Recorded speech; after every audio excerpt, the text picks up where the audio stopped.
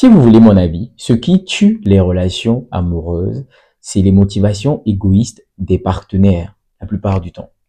Lorsque les gens projettent se mettre en couple dans des liens, bien souvent, ils ont des motivations extrêmement égoïstes. Je m'en vais dans cette vidéo vous expliquer, la perception que j'ai de la chose et vous allez certainement comprendre la pertinence de mes propos. Les gens décident de se mettre en lien la plupart du temps. Pourquoi? Parce qu'ils sont seuls, n'est-ce pas? Ils se sentent seuls, égoïstes, parce que ils pensent d'abord à lui.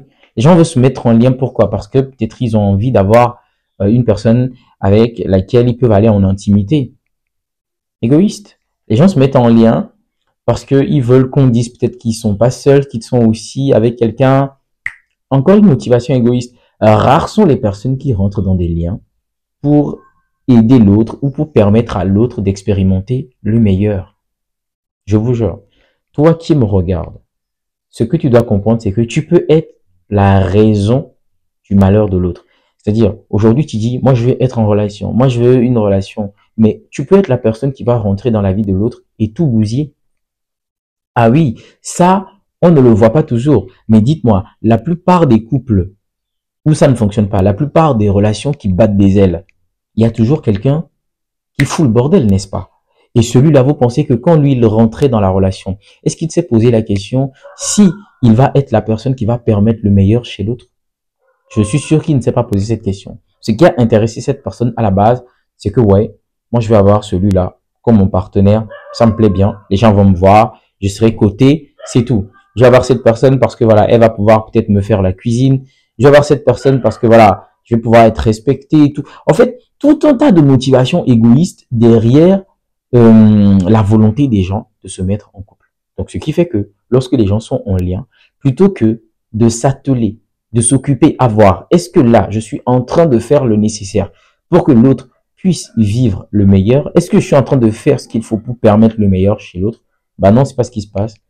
On est concentré sur ce qu'on ne reçoit pas.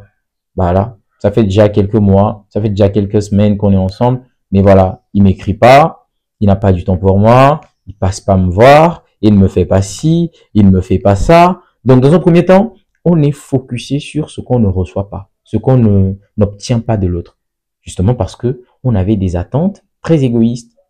Ah oui, parce que si on était plus obnubilé par le fait de permettre le meilleur chez l'autre, ce qui va se passer à ce niveau, c'est qu'on va voir les choses autrement. On va se dire, depuis qu'on est là, qu'est-ce que j'ai fait pour que l'autre se sente meilleur ou mieux? Qu'est-ce que j'ai fait qui aujourd'hui me donne l'assurance que j'ai participé à ce que l'autre se développe? Voyez-vous? C'est comme ça qu'on doit voir les choses. Et ce qui est intéressant, c'est que en amour, si tout le monde a des motivations, ou je vais dire pas des motivations, si tout le monde est porté vers l'autre, ça fonctionnera. Parce que l'autre, il n'a pas besoin de s'occuper de lui ou bien de penser à lui parce que moi, je le fais déjà. N'est-ce pas? Et moi, je n'ai pas aussi à me soucier de est-ce que, voilà, on me fait ci, on me fait ça parce que l'autre, il le fait déjà. Voyez-vous? Donc, ça serait très intéressant si les gens partaient déjà dans des relations avec pour intention de permettre le meilleur chez les autres.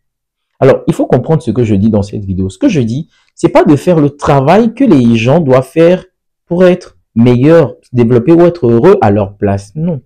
Parce que on est d'accord que personne ne peut laisser sa vie et travailler pour l'autre. D'accord?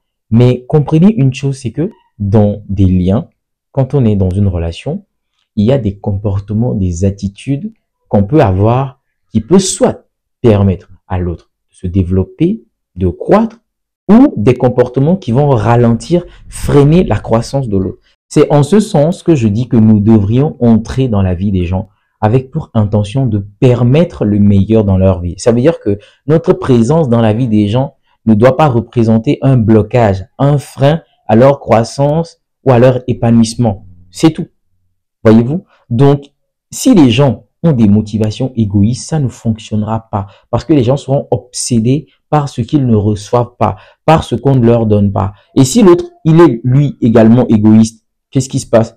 Et ça ne fonctionne juste pas parce que tout le monde se rétracte, tout le monde est de son côté. Alors moi, je suis de mon côté, bah, vous aussi, vous êtes de votre côté. Il n'y a pas d'échange, on ne permute rien. C'est normal que on soit froissé, que les attentes ne soient pas comblées, c'est normal. Mais à partir du moment où je me dis, bah, je me dois de permettre le meilleur chez l'autre et que l'autre aussi se dit, bah, je me dois de permettre le meilleur chez mon conjoint, bah, ça fonctionne comme ça. Mais trop d'attentes, trop de, comment je vais dire ça, trop de motivation égoïste dans nos relations. Et ça ne fonctionne pas. Parce que les gens ne donnent pas.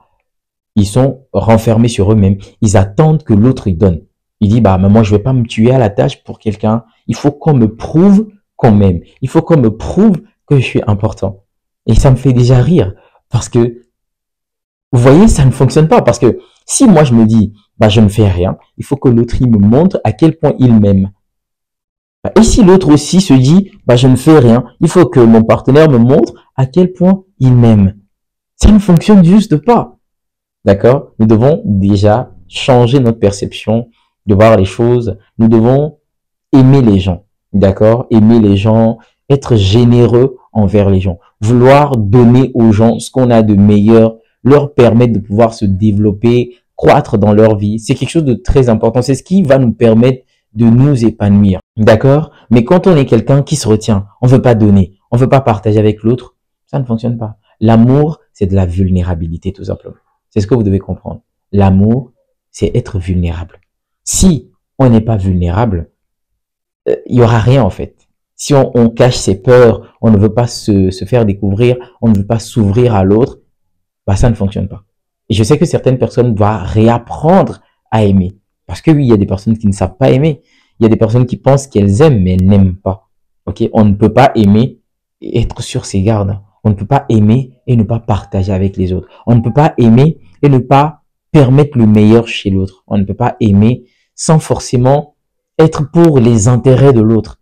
Ça ne fait aucun sens. D'accord? Donc, commençons d'ores et déjà à nourrir des motivations altruistes, on va dire, qui sont axées sur les autres, plutôt que d'avoir des motivations très égoïstes, axées sur nos attentes à nous. D'accord? J'espère que cette vidéo vous a nourri, vous a appris quelque chose. Si c'est le cas, je m'en réjouis. Je vous dis à très bientôt dans une nouvelle vidéo. Au revoir.